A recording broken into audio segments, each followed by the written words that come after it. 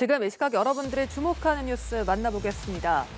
아동 성범죄자 조두순이 최근 야간 외출 제한 명령을 어기고 집 밖을 나섰다가 적발됐습니다.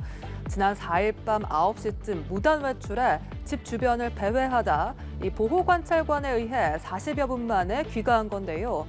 주거지 인근 경찰 방범 초소 경찰관에게 말도 걸었고 귀가를 설득해도 들어가기를 거부했다고 합니다.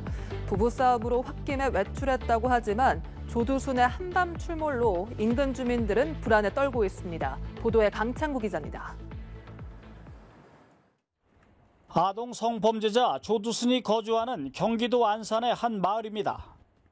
15년 전 초등학생을 납치해 성폭행하고 중상을 입힌 혐의로 12년간 구속됐다 3년 전 만기 출소한 뒤 지금까지 이곳에 거주하고 있습니다. 조두순은 오후 9시 이후 야간 외출이 금지된 상태지만 최근 명령을 어기고 집 밖에 나섰다가 당국에 적발됐습니다. 지난 4일 밤 9시쯤 아내와 다투고 난 뒤 무단 외출하는 겁니다. 다만 멀리는 가지 않고 주거지 인근 경찰 방범초소 주위를 배회하다 근무 중이던 경찰관에게 말까지 건 것으로 전해졌습니다. 조두순은 경찰의 설득에도 한동안 집 안으로 들어가기를 거부한 것으로 알려졌습니다. 조두순은 경찰의 연락을 받고 출동한 보호관찰관에 의해 40여 분 만에 귀가했습니다. 하지만 조두순의 한밤 출몰 소식이 전해지자 주민들 사이에서는 우려의 목소리도 나오고 있습니다. 딸 가지신 부모님들도 계시고 주위 보시면 애들도 많은데 아무래도 그분들은 좀 불안하지 않을까 싶습니다. 사건도 되게 유명하고. 검찰은 전자장치 부착에 관한 법률 위반 외에도 재범 방지 필요성 등을 고려해 조두순을 불구속 기소해 재판에 넘겼습니다. 조두순은 현재 아내와 함께 거주 중인데 주거지 주변에는 방범초소와 감시 인력이 배치됐고 CCTV가 집중 배치돼 상시 감시가 이루어지고 있습니다. 지난해에는 현재 살고 있는 전셋집의 계약이 만료돼 인근 마을로 이사하려다 해당 지역 주민들의 반발에 부딪혀 이사 계획을 접기도 했습니다. 연합뉴스TV 강창구입니다. 지난 1월 서울의 한 초등학교 기간제 교사가 극단적 선택을 한 사건이 있었습니다. 유가족은 학부모의 폭언이 있었다고 주장했는데 교육청 조사 결과 사실로 확인됐습니다. 유가족은 학교가 고인의 휴대전화 번호를 공개하고 항의 민원을 처리하게 하는 등 사망에 책임이 있다고 보고 산재 신청서를 접수했는데요. 학부모에 대한 경찰 고발도 검토 중입니다. 이화영 기자입니다. 다시는 교단에 못 서게 하겠다. 옷을 벗게 하겠다. 서울 상명대 부속초등학교 기간제 교사가 극단적 선택으로 숨지기 전 학부모에게 들었던 말입니다. 서울시 교육청 공익제보센터의 감사 결과 협박성 발언은 사실로 드러났습니다. 망인이 진료, 정신과 의사하고 상담 과정에서 자기의 고통을 호소하면서 6월 2일 사건으로 인해서 자기가 되게 괴롭고. 사건은 지난해 6월 고인이 담임인 2학년 반에서 학생 사이 갈등이 벌어지며 발생했습니다.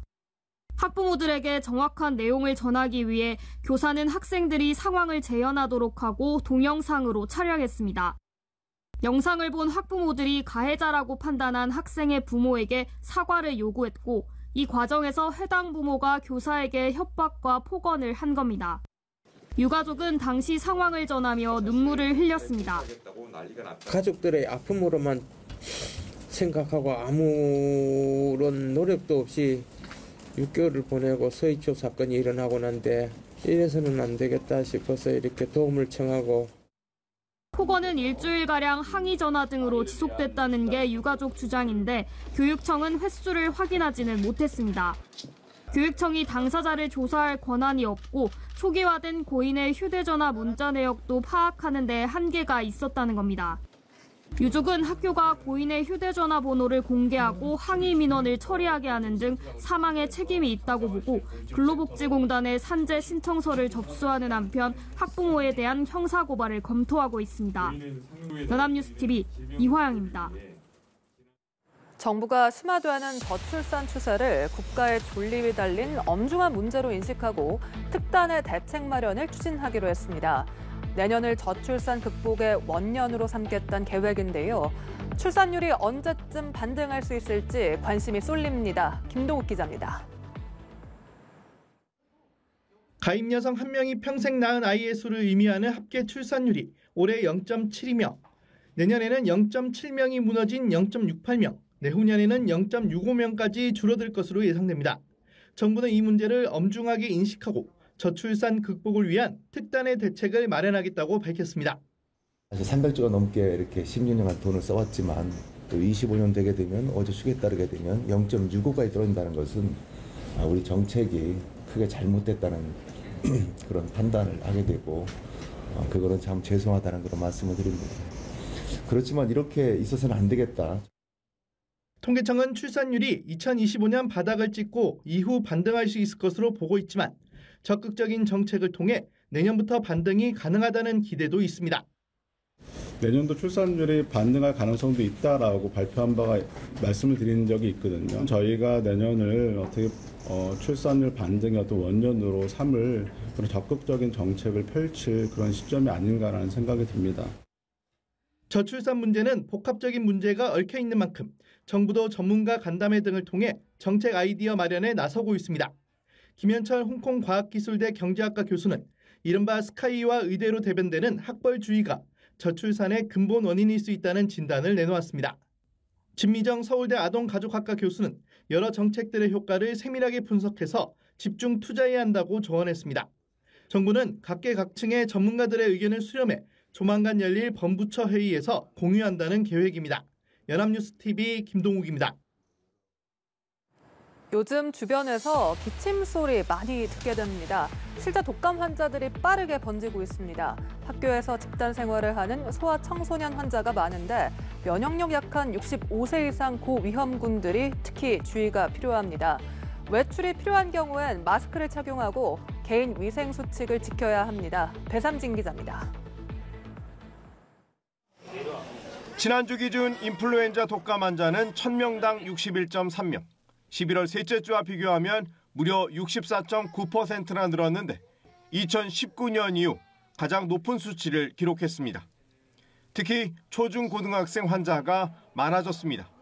7살에서 12살 어린이의 경우 120.1명으로 유행 기준의 18.5배, 13살에서 18살의 청소년의 경우 133.4명으로 유행 기준의 20.5배나 됐습니다.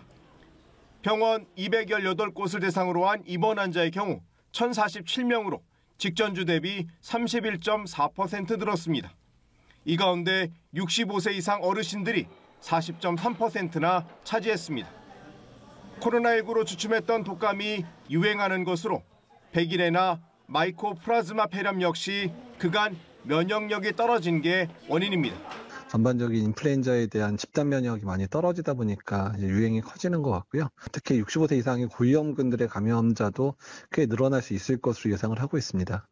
독감 감염 시 폐렴 등 합병증 위험이 상대적으로 높은 생후 6개월에서 13살 어린이나 임신부, 65세 이상 어르신은 예방접종을 하는 것이 좋습니다.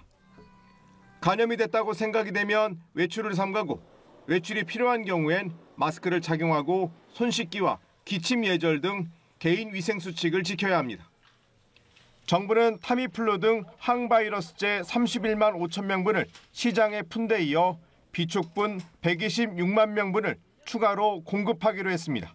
연합뉴스TV 배삼진입니다. 전국적으로 겨울답지 않게 많은 비가 내렸는데 기온이 영하권으로 떨어진 강원 산지에는 또다시 폭설이 쏟아졌습니다. 주민들은 아침부터 쌓인 눈을 치우는 데 바빴고 탐방로와 도로가 통제돼 불편을 겪었습니다. 강원 산간 지역엔 내일 눈이 더 내릴 것으로 보입니다. 안전에 각별히 주의하셔야겠습니다. 이상현 기자입니다. 조용하고 한적한 산골 마을이 제설 작업으로 분주한 모습입니다. 삽과 넛가래로는 끝이 보이지 않아 트랙터와 굴착기 같은 중장비까지 동원했습니다. 기온은 영하권인데 눈을 치우느라 온몸이 땀으로 흠뻑 젖었습니다. 기본적인 걸 해놔야지 안 그러면 저게 뭐냐면 차고 뭐고 사람도 움직일 수가 없거든요. 근데 작년보다는 눈이 좀 더 많이 온 것 같아요. 전국적으로 많은 비가 내렸지만 기온이 낮은 강원 중북부 산지에는 폭설이 쏟아졌습니다. 강원 중북부 산지에 대설 경보가 내려졌고 속초와 고성 등 북부 동해안과 접경 지역에는 대설주의보가 발효됐습니다. 고성 향로봉과 설악산 미시령 등에는 30cm 안팎의 많은 눈이 내렸습니다. 지난 월요일 내린 눈을 미처 다 치우지 못한 상태에서 또다시 많은 눈이 내려 제설에 애를 먹었습니다. 눈이 얼마나 많이 내렸는지 굴착기가 한쪽 옆으로 치워놓은 눈은 제 키보다도 훨씬 높게 쌓여 있습니다. 안전사고가 우려되자 강원 고성경찰서는 내년 봄까지 미시령 옛길의 차량 통행을 전면 통제하기로 했습니다. 설악산 국립공원도 토요일로 예정됐던 탐방로 개방을 눈이 그치고 안전점검을 한 이후에 하겠다며 일정을 바꿨습니다. 도심에서는 내린 비가 얼면서 교통사고도 발생했습니다. 금요일 오전 7시 45분쯤 서울 양양고속도로 양양방향 내린천 휴게소 인근에서 차량 5대가 연달아 부딪히는 사고가 나 한 명이 크게 다쳤습니다. 터널 나가면서 그 미결려가 사고란 거죠. 뭐 속도를 밀고 나가야 되는데 터널 가면 다 그냥 길 달리잖아요. 그럼 눈 내리니까 터널 나갈 때는 서행을 해야지. 강원 산간 지역은 토요일 낮까지 최대 30cm의 눈이 더 내릴 전망이라 안전에 각별한 주의가 요구됩니다. 연합뉴스 TV 이상현입니다.